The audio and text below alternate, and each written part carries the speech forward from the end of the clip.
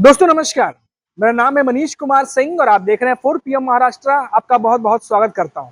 दोस्तों, महाराष्ट्र में सीएम देवेंद्र फडणवीस और डिप्टी सीएम एकनाथ शिंदे के बीच लगातार दरार की खबरें आ रही हैं और अब ऐसा लगता है कि ये दरार और भी ज्यादा गहरी हो गई है। जी हां दोस्तों, देवेंद्र फडणवीस द्वारा एक वॉर लेवल की मीटिंग बुलाई गई थी और इस मीटिंग को बहुत ही अहम माना जा रहा था अभी कल ही सोमवार को।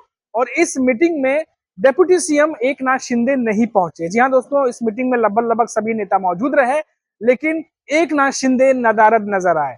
इतना ही नहीं दोस्तों, इसके बाद जो मिनिस्ट्री एकनाथ शिंदे की जो संबंधित है उसकी समीक्षा बैठक भी बुलाई गई थी, लेकिन इस समीक्षा बैठक को एकनाथ शिंदे ने रद्द कर दिया। यानी एकनाथ शिंदे लगातार जो मीटिंग्स हो रही हैं, जो बैठकें हो रही हैं, उससे खुद को अलग किए हुए हैं। अभी आपको बता दें कि पिछले हफ्ते भी मंत्रिमंडल की एक बैठक देवेंद्र फडणवीस की तरफ से बुलाई गई थी, जहां वो पहुंचे थे और इस बैठक में भी एकनाथ शिंदे नहीं पहुंचे, बल्कि एकनाथ शिंदे देवेंद्र फडणवीस से अलग से मिलना चाह रहे थे, अलग से समय मांग रहे थे, लेकिन देवेंद्र फडणवीस ने उन्हें अलग से समय नहीं दिया।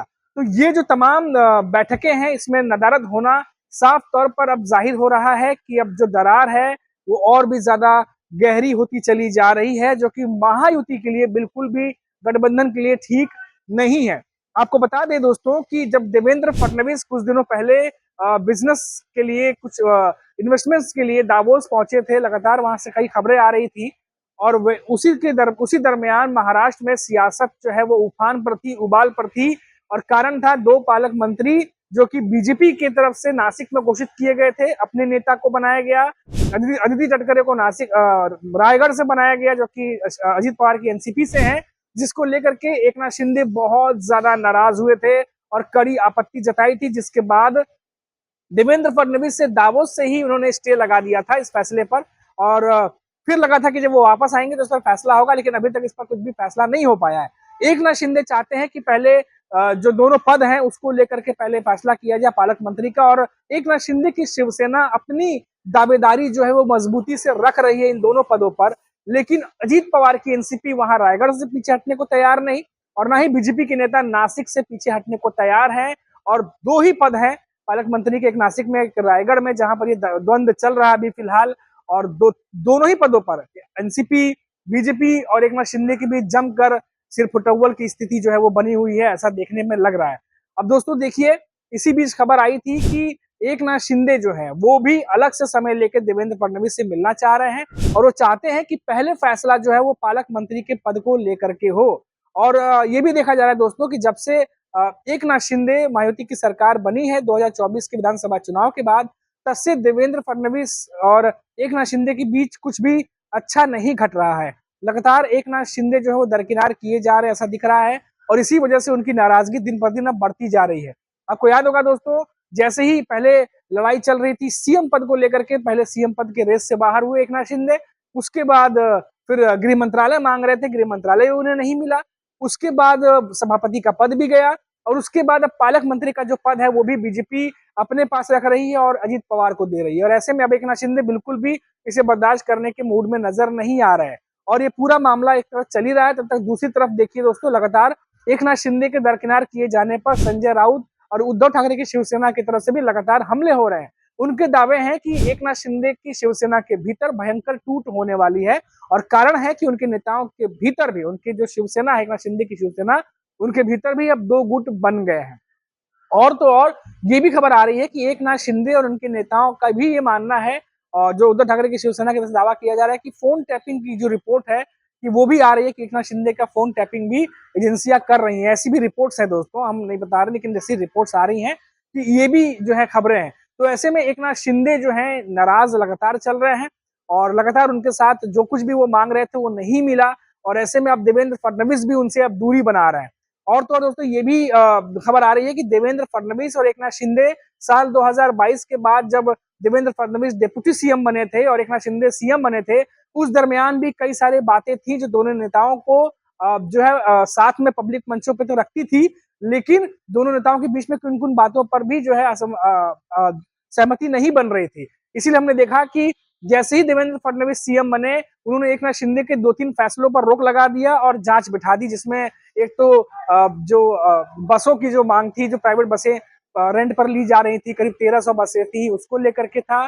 दूसरा हमने देखा कि उन्हीं के एकनाथ शिंदे के ही मंत्री थे हेल्थ मिनिस्टर, उनका जो चिकित्सा वाले उपकरण है उसको लेकर के 9,000 करोड़ का बजट था जो 12,000 करोड़ पहुंच गया था। तो कई सारी ऐसी चीजें हैं जिसको कि देवेंद्र फडणवीस ने स्टे लगा दिया, जिसको लेकर के भी एकनाथ शिंदे के नेता नाराज दिखे। तो लगातार ऐसी खबरें आ रही हैं दोस्तों कि देवेंद्र फडणवीस भी अब चीजों को है अब पलट रहे हैं। एकनाथ शिंदे के जो तमाम फैसले थे उसमें भी बहुत सारे फैसलों को रोक रहे हैं।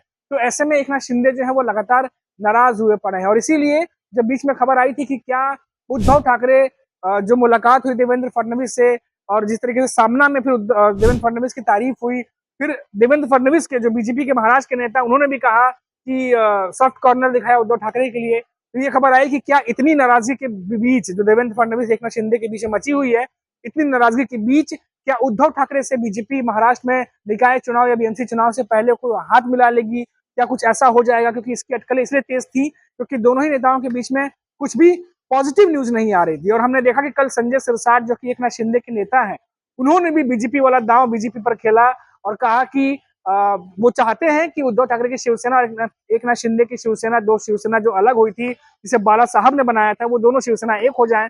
और अगर एक होती है तो संजय सिरसाट को सबसे ज्यादा खुशी होगी। संजय सिरसाट बड़े नेता हैं, एकनाथ शिंदे के शिवसेना के नेता हैं, उन्होंने ये तमाम बातें कही, यानी कहीं ना कहीं उन्होंने भी पॉजिटिव नोट छोड़ा है कि दोनों शिवसेना एक होती है तो उन्हें खुशी होगी। हालांकि उन्होंने ये जरूर कहा कि अंतिम फैसला एकनाथ शिंदे और उद्धव ठाकरे का होगा, क्योंकि वो चाहते हैं या उस तरीके से मैसेज देने की कोशिश की कि ये दो नेता जो हैं वो आपस में मिल करके इस चीज के लिए इनिशिएटिव लें। और ये तमाम बातें आई और इसके बाद ऐसा लग रहा है कि बीजेपी को भी एकनाथ शिंदे की तरफ से ये मैसेज देने की कोशिश की जा रही है कि अगर आप ऑप्शन के तौर पर देख सकते हैं किसी और के साथ गठबंधन में जाना, तो हम भी जो है गठबंधन के साथ किसी और पार्टी के साथ भी जा सकते हैं या वापस हम उस पार्टी के साथ जा सकते हैं जिसके साथ हम पहले भी जुड़े थे, यानी शिवसेना एक हो सकती है। तो ये तमाम मैसेज देने का काम जो है वो गठबंधन के बीच चल रहा है। तो दोस्तों महायुति के भीतर जिस तरीके से खबर आ रही है कि देवेंद्र फडणवीस और एकनाथ शिंदे के बीच लगातार दूरियां बढ़ती चली जा रही हैं, इसमें दोस्तों और भी ज्यादा पुख्ता इसलिए ये खबर होती चली जाती है क्योंकि आप देखिए कि देवेंद्र फडणवीस और एकनाथ शिंदे के बीच बड़ी बड़ी बैठकों में भी बैठक नहीं हो रही। एकनाथ शिंदे बैठकों में पहुंच ही नहीं रहे। मंत्रिमंडल की जो बैठक हुई थी पिछले हफ्ते उसमें भी देवेंद्र फडणवीस थे लेकिन एकनाथ शिंदे नहीं पहुंचे थे। और एकनाथ शिंदे नहीं पहुंचेंगे ये जानकारी देवेंद्र फडणवीस को मीटिंग शुरू होने से पहले भी दे दी गई थी, ऐसी भी खबरें हैं दोस्तों। तो कई सारे मीटिंग्स और देवेंद्र फडणवीस बिना एकनाथ शिंदे के भी निपटा रहे हैं। तो ऐसे में ये जो दूरियां हैं ये दिन पर दिन बढ़ती चली जा रही हैं। तो क्या देवेंद्र फडणवीस एकनाथ शिंदे को अब मनोबल का जो पीरियड था वो समाप्त हो चुका है? क्या देवेंद्र फडणवीस अब अलग तरीके की राजनीति करने लगे हैं और एकनाथ शिंदे से दूरी बना के रखे हुए हैं? या एकनाथ शिंदे अपनी नाराजगी या बार्गेनिंग जो भी कह लीजिए, क्या उससे अपनी बातों को मनवा पाने में जो है वो क्या सफल होंगे बीजेपी के नेताओं से? क्योंकि बीजेपी अब एकनाथ शिंदे की तमाम बातों को जो है अब तवज्जो इतना नहीं दे रही जैसा कि दिख रहा है और साथ ही साथ गैर जरूरी मान रही है। तो दोस्तों अपने आप में सियासत है महाराष्ट्र की, कभी भी कुछ भी होता है, लेकिन बहुत ही जो है ऐसे मुहाने पर खड़ी है जहां से लग रहा है कि महायुति के भीतर आने वाले समय में कुछ बड़ा हो सकता है। अभी के लिए इतना ही। आप देखते रहिए 4PM महाराष्ट्र। नमस्कार।